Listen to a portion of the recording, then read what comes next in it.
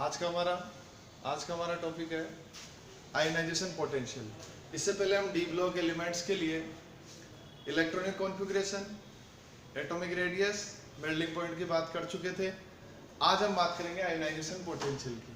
देखिए, D block के जो एलिमेंट्स हैं, हमने उनकी रेडियस की बात कर ली थी पहले, और हम सब जानते हैं कि जो साइज है किसी भी एटम का, आयोनाइजेशन पोटेंशियल उस साइज पे डिपेंड करता है।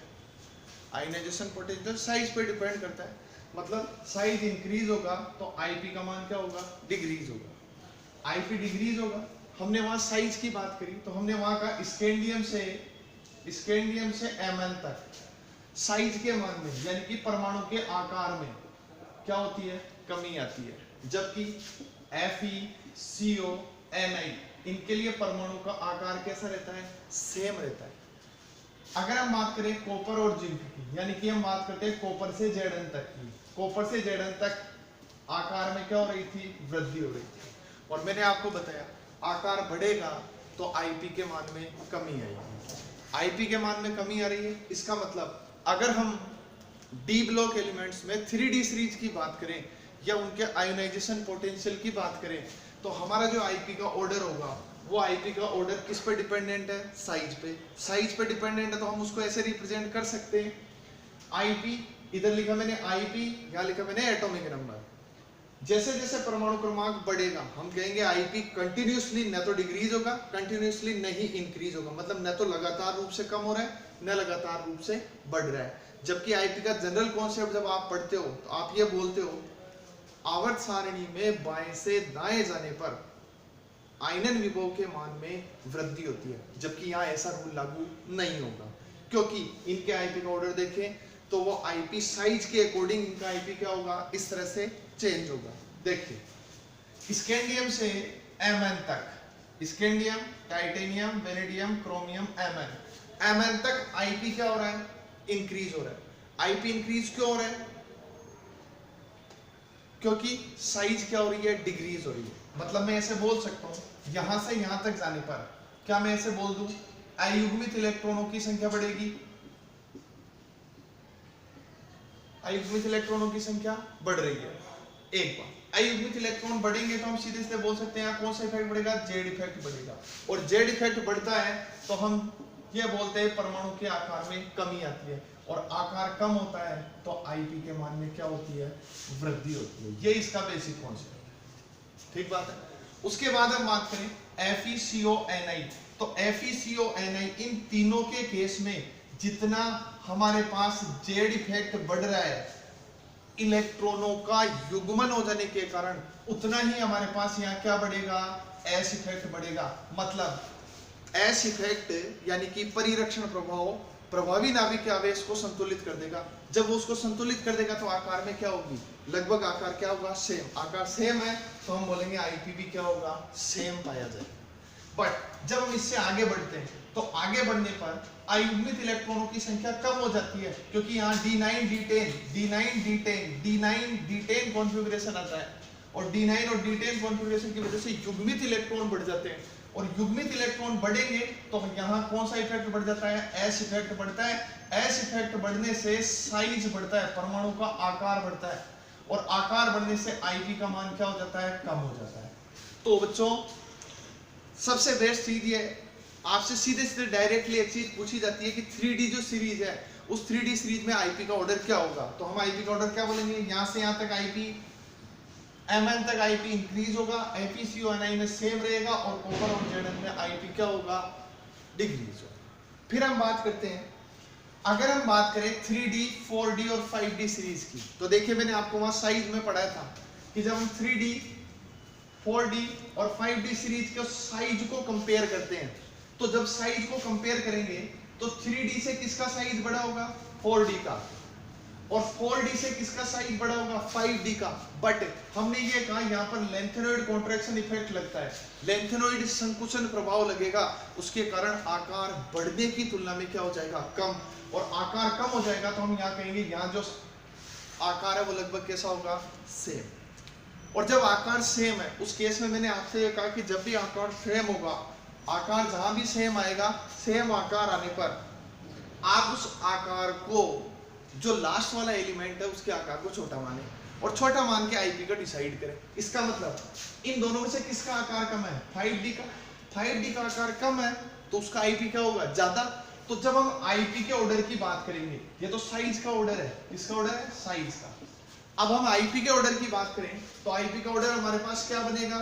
तो देखिए 3D 4D 5D, यहां से 3D और 4D की बात करें तो 4D का आकार बड़ा है इसलिए इसका आईपी कम होगा, बट यहां फिर 5D का आकार कम हुआ, कम होने से इसका आईपी क्या हो गया? बढ़ गया। या तो आपको ये ऑर्डर मिलेगा, क्वेश्चन में जनरली अगर आपको कोई एलिमेंट्स मिलते हैं तो वहां आपको ऑर्डर जो डिसाइड करना है उसमें मिलेगा 3D 4D 5D, या फिर आपको ये ऑर्डर मिलेगा सबसे ज्यादा आईपी किसका? 5D का, उससे कम किसका? 4D का, उससे कम किसका? 3D का।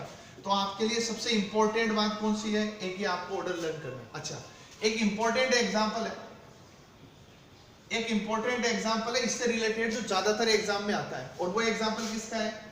ZN, CD और HG। आपको इनको आईपी के ऑर्डर में अरेंज करना है। आईपी के इंक्रीजिंग ऑर्डर, जो सबसे ज्यादा आईपी रखता है उसको सबसे पहले लिखो, जो सबसे कम आईपी रखता है उसको सबसे बाद में रखो। बताओ इसका ऑर्डर क्या होता है? देखिए सबसे ज्यादा आईपी HG का होगा, उससे कम CD का होगा, उससे कम ZN का होगा। ये इंपॉर्टेंट ऑर्डर जो आपको फॉलो करना है।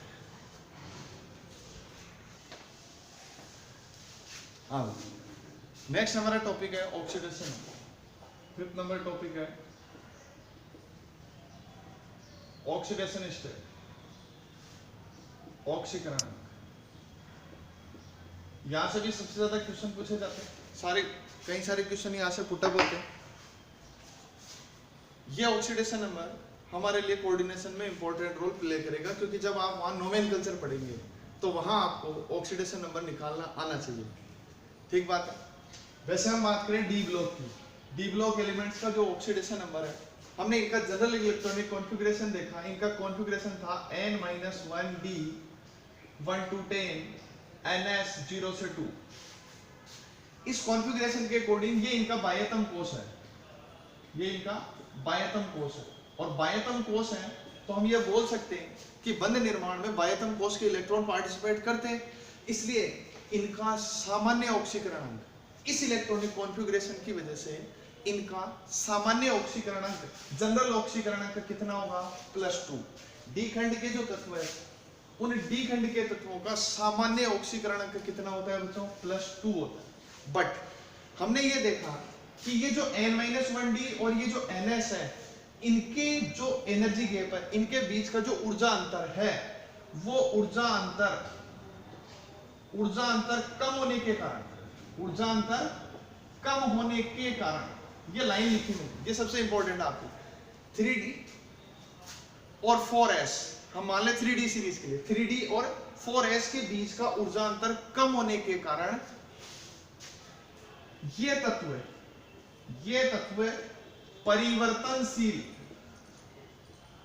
परिवर्तनशील ऑक्सीकरण अंक दर्शाते हैं। वेरिएबल ऑक्सीडेशन स्टेट, ये तत्व क्या देते हैं? वेरिएबल ऑक्सीडेशन स्टेट ऑक्सीकरण अंक प्रदर्शित करते हैं। वेरिएबल का मीन क्या है? जैसे आपने कई जगह पढ़ा है, Fe+2 में भी होता है, Fe+3 में भी होता है, कॉपर +1 में भी होता है, कॉपर +2 में भी होता है। तो वो अपनी ऑक्सीकरण अवस्था को बदलना, किसी तत्व के साथ +1 दे देना, किसी के साथ +2 दे देना, ये चीज, ये जो कंडीशन है, ये कहलाती है परिवर्तनशील ऑक्सीकरण अंक। और ये कैटेगरी केवल और केवल किसमें पाई जाती है? डी खंड के तत्वों में। मतलब एक डायरेक्ट क्वेश्चन हमसे ये पुटअप किया जाता है कि आवर्त सारणी में किस खंड के तत्व परिवर्तनशील ऑक्सीकरण अंक दर्शाते हैं, तो हम सिंपली बोलेंगे डी खंड के तत्व, बाकी कोई परिवर्तनशील ऑक्सीकरण अंक नहीं दर्शाते। रीजन पूछा गया क्यों दर्शाते हैं, तो रीजन क्या लिखोगे? ऊर्जा अंतर, किस किस के बीच का ऊर्जा अंतर? 3D और 4D के बीच का ऊर्जा अंतर कम होने के कारण ये क्या प्रदर्शित करते हैं? परिवर्तनशील ऑक्सीकरण अंक प्रदर्शित करते हैं। ठीक बात है। अब देखो, हमने कहा ये वेरिएबल ऑक्सीडेशन स्टेट दर्शाते हैं, तो ये जो वेरिएबल ऑक्सीडेशन स्टेट है, ये अधिकतम कितनी हो सकती है, या इनका ऑक्सीकरण अंक कितना हो सकता है? आप सबको पता है डी खंड में जितने भी तत्व हैं वो सारे तत्व कैसे हैं? धातु। सारे तत्व कैसे हैं? धातु। और धातु इलेक्ट्रॉन त्यागता है, इसका मतलब इनका ऑक्सीकरण किस तरह का प्रदर्शित होगा, धनात्मक ऑक्सीकरण। अब हम बात करें कि इनका जो ऑक्सीडेशन नंबर है वो कितना हो सकता है, तो हमने कहा किसी भी तत्व के लिए मैक्सिमम ऑक्सीडेशन नंबर मतलब अधिकतम ऑक्सीकरण अंक, अधिकतम ऑक्सीकरण अंक किसी भी तत्व का कितना होगा, NS इलेक्ट्रॉन। NS में कितने इलेक्ट्रॉन है, NS के इलेक्ट्रॉन, ऐसे लिख दो, NS के इलेक्ट्रॉन प्लस N-1D में उपस्थित अयुग्मित इलेक्ट्रॉन। क्या कहा मैंने, अधिकतम ऑक्सीकरण अंक कोई भी तत्व कितना दर्शा सकता है, NH में उसके जितने इलेक्ट्रॉन है वो प्लस N-1D यानी कि जिसको आपने उपांतीय कोष बोला, उसमें कितने अयुग्मित इलेक्ट्रॉन है, इन दोनों का टोटल किसको दर्शाएगा, मैक्सिमम ऑक्सीडेशन नंबर। अब यहां हमने कहा अयुग्मित इलेक्ट्रॉन, और अयुग्मित इलेक्ट्रॉन आपको विन्यास के बेस पे पता चलेगा। आप सबने पढ़ा था स्कैंडियम में D1 फिर D2 फिर D3 D4 D5, यहां तक अयुग्मित इलेक्ट्रॉनों की संख्या बढ़ती है, लेकिन उसके आगे जाने पर अयुग्मित इलेक्ट्रॉनों की संख्या क्या होती है, कम होने लग जाती है। तो यहां से यहां तक अयुग्मित इलेक्ट्रॉन बढ़ रहे हैं और यहां से अयुग्मित इलेक्ट्रॉन के मान में क्या हो रही है, कमी। इसका मतलब पहले आधे भाग में ऑक्सीकरण अंक बढ़ेगा, लेकिन अंतिम आधे भाग में ऑक्सीकरण अंक के मान में क्या होगी, कमी होगी। देखिए इसको हम ऐसे समझ सकते हैं, मैं यहाँ 3D सीरीज की बात करता हूँ, ये 3D श्रेणी है और 3D श्रेणी के एलिमेंट्स आपको पता है scandium, titanium, vanadium, chromium, manganese, ferrous, cobalt, निकल, कॉपर और जिंक होते हैं, ठीक बात है। अब ये जो एलिमेंट है हम इनका विन्यास देखें, उसके आधार पर अगर हम बात करें तो देखिए यहां से यहां तक मतलब ये D1 है, यहां D2 है, ये D3 D4 D5, तो यहां तक अयुग्मित इलेक्ट्रॉन बढ़ रहे हैं, यहां तक अयुग्मित इलेक्ट्रॉन क्या हो रहे हैं, बढ़ रहे हैं, जबकि इसके आगे अयुग्मित इलेक्ट्रॉन क्या हो रहे हैं, अयुग्मित इलेक्ट्रॉन कम हो रहे हैं। तो यहां एक तरफ अयुग्मित इलेक्ट्रॉन बढ़ते हैं और दूसरी तरफ अयुग्मित इलेक्ट्रॉन कम होते हैं। तो जैसे जैसे अयुग्मित इलेक्ट्रॉन बढ़ेंगे ऑक्सीकरण बढ़ेगा, और उसको आप यहां देख सकते हो।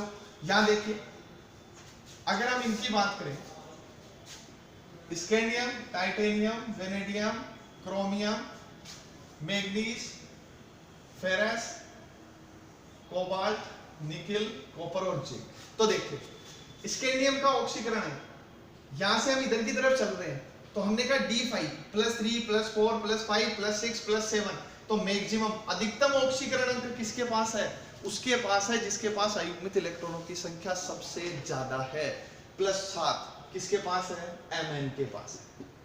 फिर इधर चलो, इधर जाने पर ऑक्सीडेशन नंबर में क्या हो रही है, कमी आ रही है, ऑक्सीकरण अंक का मान कम हो रहा है क्योंकि अयुग्मित इलेक्ट्रॉनों की संख्या कम हो रही है, ठीक बात है। तो एक चीज आपको ये देखना है, पहले आधे भाग में ऑक्सीकरण, यहां से चलो, पहला क्वेश्चन यहाँ पूरा पता है, जनरल कितना है, +2, दूसरा क्वेश्चन परिवर्तनशील कौन देता है, तीसरा क्वेश्चन टोटल अधिकतम ऑक्सीकरण अंक कितना हो सकता है, NS के इलेक्ट्रॉन N-1D के इलेक्ट्रॉनों का टोटल, फोर्थ क्वेश्चन पहले आधे भाग में क्यों कमी आ रही है, तो ऑक्सीकरण अंक क्यों बढ़ रहे हैं, और दूसरे आधे भाग में ऑक्सीकरण अंक के मान में क्यों कमी आ रही है, ये रीजन पूछा जा सकता है। अब बात आती है कुछ स्पेसिफिक कंडीशंस की, तो देखिए क्रोमियम +1 दर्शाता है, कॉपर +1 दर्शाता है, ये अपने D5 इलेक्ट्रॉनिक कॉन्फ़िगरेशन के कारण, D5 इलेक्ट्रॉनिक विन्यास की वजह से +1 देता है, ये अपने D10 इलेक्ट्रॉनिक विन्यास की वजह से +1 देता है, बाकी किसी में भी +1 नहीं पाया जाए। हाँ एक्सेप्शन केस है, जब आप भूरी वाले परीक्षण पढ़ते हैं, नाइट्रेट आयन के लिए भूरी वाले परीक्षण पढ़ेंगे, उसमें Fe का ऑक्सीकरण अंक +1 आएगा। ऐसे और भी अदर एग्जाम्पल है, उनकी हम बाद में बात करेंगे।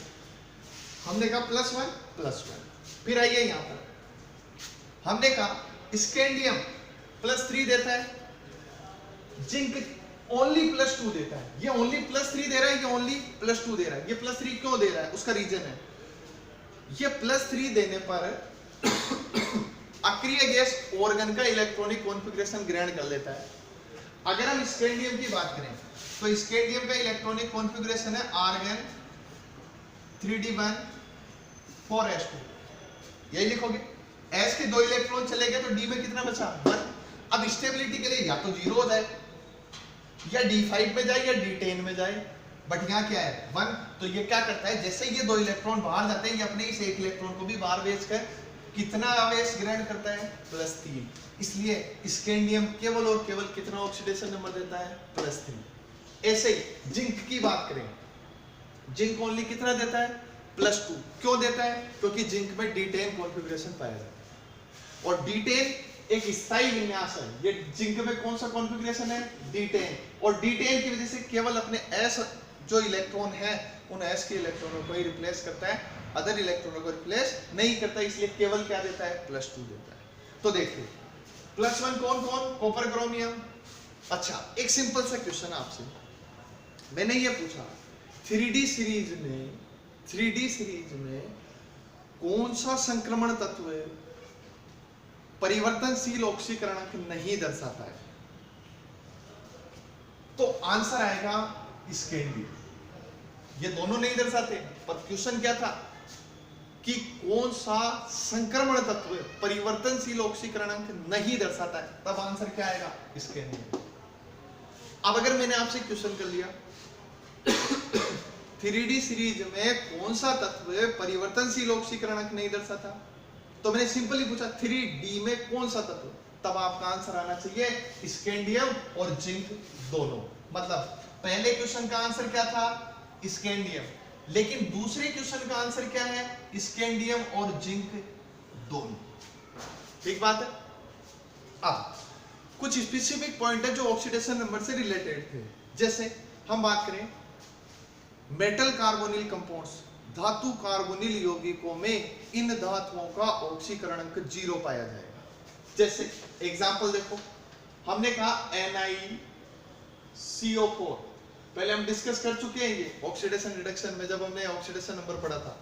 मेटल कार्बोनिल कंपाउंड, धातु कार्बोनिल यौगिकों में धातु का ऑक्सीकरण, तो यहाँ धातु क्या Ni, तो NiCO4 में Ni का ऑक्सीडेशन नंबर क्या होगा, 0।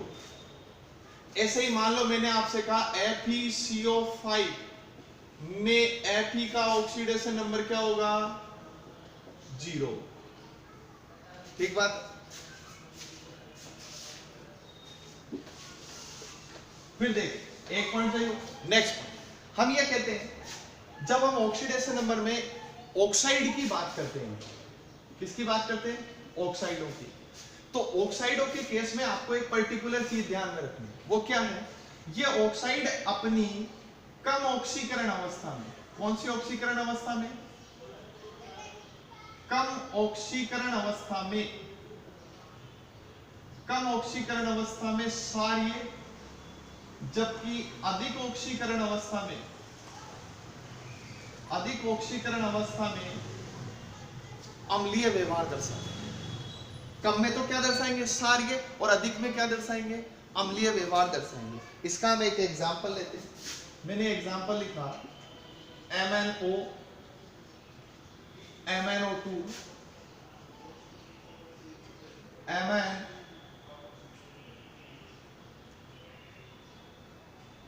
MnO, MnO2, MnO4 -2 और MnO4-।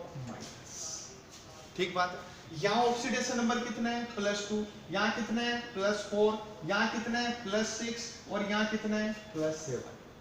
तो देखिए मैं ये बोलूंगा कि MnO क्षारीय प्रकृति का है, क्योंकि ये अपनी लोअर ऑक्सीडेशन स्टेट में है +2 में। यहाँ Mn का न्यूनतम ऑक्सीकरण +2 है और इसका अधिकतम कितना है, 7।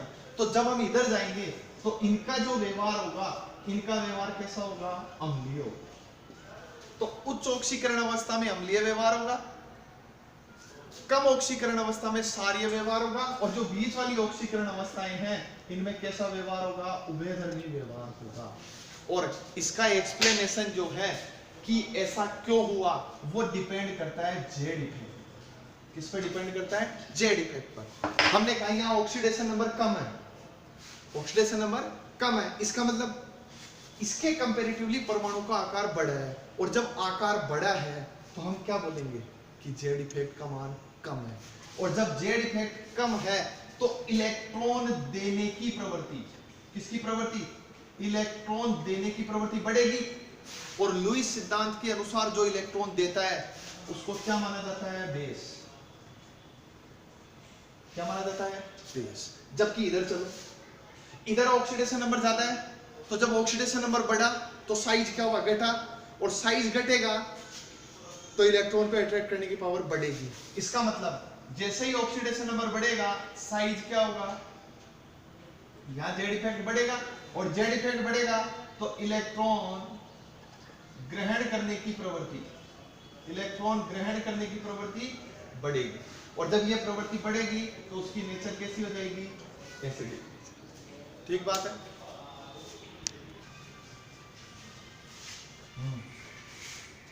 हाँ, तो देखिए हमने कहा एमएनओ बेसिक है, एमएनओ4 माइनस एसिडिक है। आगे की बात करते हैं। मैंने आपको एक और एग्जांपल दिया। एग्जांपल क्या है हमारा? CrO ऑक्साइड है। एक हमने लिखा CrO3। CrO किस नेचर का है? हमने कहा ऑक्सीडेशन नंबर +2, ऑक्सीडेशन नंबर +6। यहाँ ये Cr का ऑक्सीडेशन नंबर +2 है, यहाँ Cr का ऑक्सीडेशन नंबर मैक्सिमम कितना है? +6। हमने कहा जब अपने मैक्सिमम ऑक्सीडेशन नंबर पे होगा तो एसिडिक नेचर, अम्लीय प्रवृत्ति शो करेगा, जबकि लोअर ऑक्सीडेशन स्टेट में होने पर क्षारीय प्रवृत्ति दर्शाएगा। मतलब CrO किस प्रकृति का है? क्षारीय, जबकि CrO3 किस प्रकृति का होगा?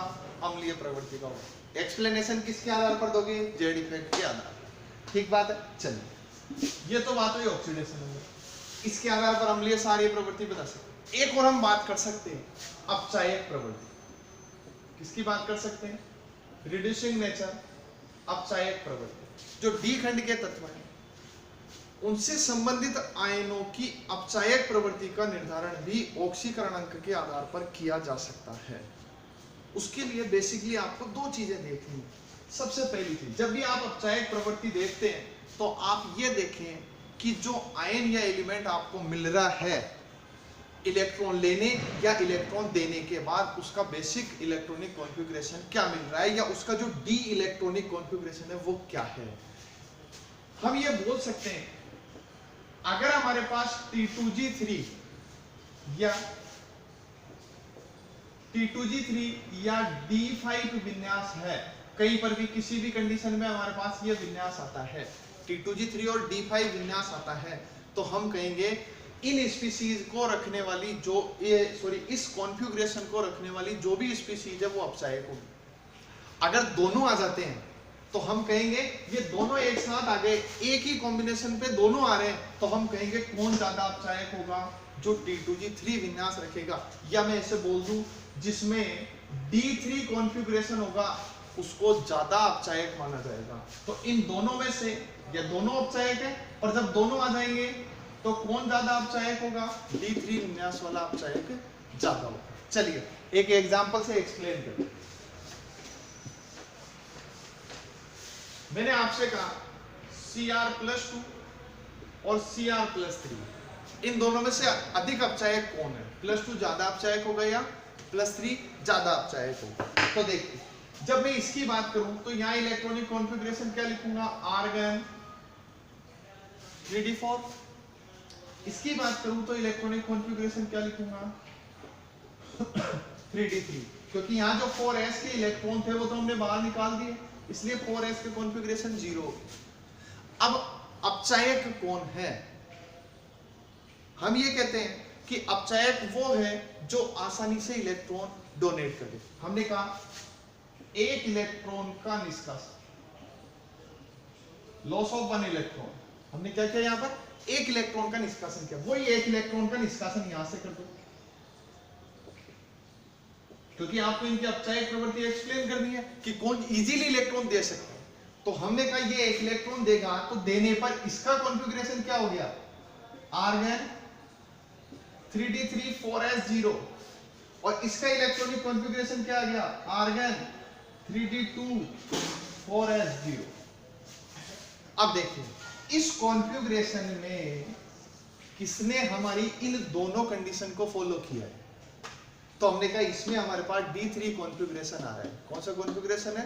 D3, जबकि यहाँ हमारे पास D2 आ रहा है। तो हमने कहा जब D3 या D5 कंडीशन आएगी तो हम कहेंगे वो ज्यादा अपचायक है। यहाँ हमारे पास D3 किस में आ रहा है? इसमें। तो तो Cr+2 और Cr+3 में से ज्यादा अपचायक कौन होगा? Cr+2 होगा, क्योंकि इसने कौन सा कॉन्फ़िगरेशन लिया है? D3 कॉन्फ़िगरेशन लिया है। ठीक बात है। नेक्स्ट क्वेश्चन देखो, मान लो आपसे कहा जाता है कि आप कंपेयर करें Cr+2 और Mn+3। तो यहां से आपको एनसीईआरटी का एक क्वेश्चन मिलता है कि Cr+2 एंड Cr+3 इन दोनों का इलेक्ट्रॉनिक कॉन्फ़िगरेशन सेम है, दोनों में सेम इलेक्ट्रॉनिक कॉन्फ़िगरेशन है, d4 इलेक्ट्रॉनिक कॉन्फ़िगरेशन है, लेकिन एक ऑक्सीडाइजिंग नेचर का है जबकि एक रिड्यूसिंग नेचर का है। एक्सप्लेन। तो हम ये बोलेंगे Cr+2, तो देखो इसको एक्सप्लेन मैंने यहाँ कर दिया कि ये रिड्यूसिंग नेचर का क्यों है, जबकि इसको मैंने यहाँ एक्सप्लेन किया। अब हम इसकी बात करते हैं। ये कहा गया कि Cr+2 अपचायक प्रवृत्ति का है, जबकि Mn+3 किस प्रकृति का है? ऑक्सीकारक प्रवृत्ति का है। आपको इसको एक्सप्लेन करना है ऐसा क्यों है। तो देखो, जो अपचायक होगा वो इलेक्ट्रॉन डोनेट करेगा, और जो ऑक्सीकारक होगा वो इलेक्ट्रॉन एक्सेप्ट करेगा, ग्रहण करेगा। तो जैसे इलेक्ट्रॉन एक्सेप्ट करेगा इसका कॉन्फ़िगरेशन D5 हो जाएगा, और ये इलेक्ट्रॉन डोनेट करेगा तो इसका कॉन्फ़िगरेशन D3 हो जाएगा। तो एक में D3 एक में D5। और देखो जब D3 D5 दोनों साथ आ जाए तो किसको ज्यादा मानना है? D3 को अपचायक मानना है, इसलिए D3 तो अपचायक होगा और D5 कैसा होगा? ऑक्सीकारक। ये चीज हम यहां से एक्सप्लेन कर सकते हैं। नेक्स्ट जो हमारा टॉपिक है उसकी हम बात करते हैं।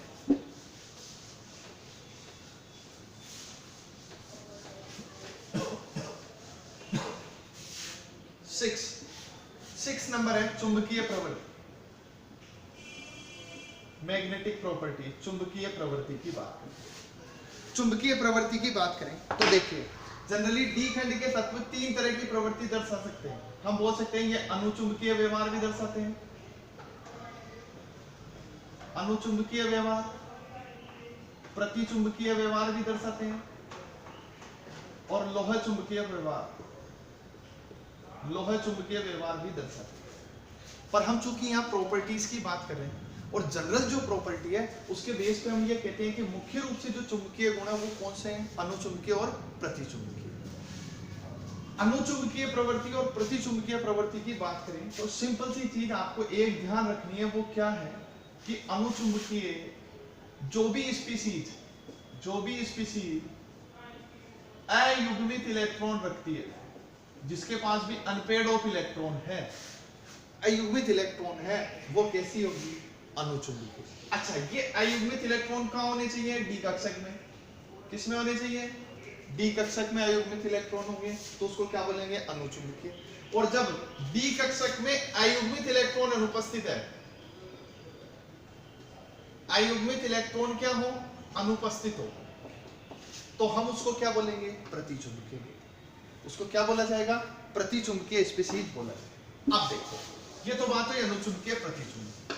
अब डी खंड के तत्व कौन कौन से आयन प्रदर्शित करते हैं या उनका कैसे एक्सप्लेन किया जा सकता है?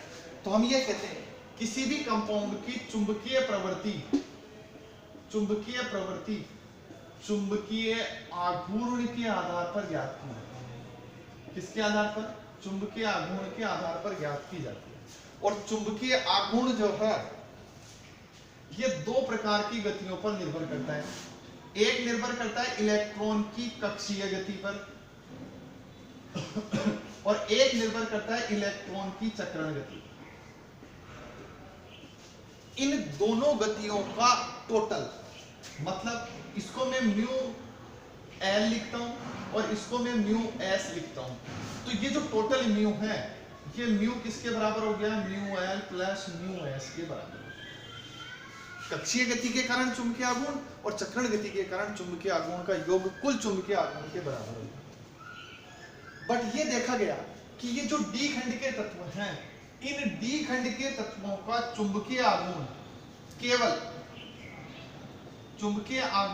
केवल चक्रण गति पर निर्भर करता है। किस पर निर्भर करता है? चक्रण गति पर निर्भर करता है। और चक्रण गति पर निर्भर करने के कारण इस चुंबकीय आघूर्ण का निर्धारण, ये जो चुंबकीय आघूर्ण है, चुंबकीय आघूर्ण म्यू, इसका निर्धारण स्पिन ओनली फॉर्मूला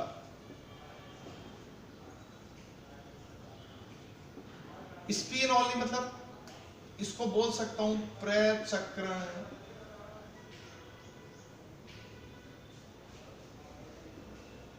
प्रचक्रण मात्र सूत्र। इस चुंबकीय आघूर्ण का निर्धारण किससे किया जाएगा? प्रचक्रण मात्र सूत्र से। और सूत्र क्या है? म्यू बराबर n कोष्टक में n+2 का अंडर रूट। यह सूत्र है, यह आपको याद रखना है, यह कोऑर्डिनेशन में भी काम में लेना है और यहां पर भी काम में लेना है। इसके बेस पे आपसे एक सिंपल सा क्वेश्चन पूछा जा सकता है। कोई भी आयन दिया जा सकता है, आयन देकर उसका चुंबकीय आघूर्ण काउंट कराया जा सकता है, उसकी चुंबकीय प्रवृत्ति काउंट कराई जा सकती है। और बेसिकली ऐसा क्वेश्चन कोऑर्डिनेशन में बीबीटी में आपको मिलता है 100%। नीट आईआईटी के एग्जाम में एक क्वेश्चन आने का चांस वहां पर 100% चुंबकीय आघूर्ण से होता है। तो देखिए हमने कहा म्यू बराबर n कोष्टक में n+2। n यहां पर n है अयुग्मित इलेक्ट्रॉन की संख्या, number of unpaired electron present in d orbital. d कक्षक में कितने अयुग्मित इलेक्ट्रॉन उपस्थित हैं उनकी संख्या को कौन रिप्रेजेंट करता है? n रिप्रेजेंट करता है। देखिए इसके बेस पे हम ये कह सकते हैं, अब हमारे पास फॉर्मूला तो फिक्स हो ही गया। तो देखो हमने कहा फॉर्मूला क्या है? म्यू बराबर n कोष्टक में n+2 का अंडर रूट। ये आपका फॉर्मूला, ठीक बात है। इसके बेस पे हम एक एग्जांपल लेते हैं। मान लो मैंने आपसे कहा स्कैंडियम+2, इसका आपको चुंबकीय आघूर्ण निकालना है। तो स्कैंडियम+2 का कॉन्फ़िगरेशन क्या है भाई? आर्गन 4s0, 3d में क्या है? 1। 3d में 1 है, इसका मतलब मेरे पास n बराबर कितना हो गया? 1।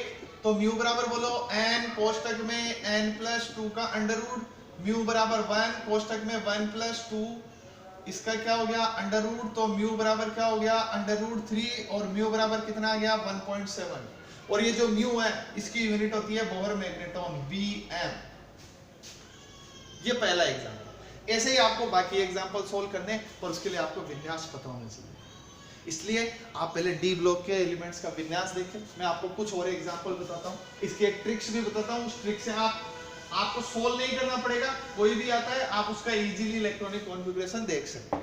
देखिए मैंने लिखा है scandium +3, scandium +2, titanium, vanadium, chromium, manganese, ferrous, cobalt, nickel, copper और जिंक। इन सबका ऑक्सीडेशन स्टेट क्या लिखा हमने? +2 +2 +2 +2 +2 +2, ये लो +2।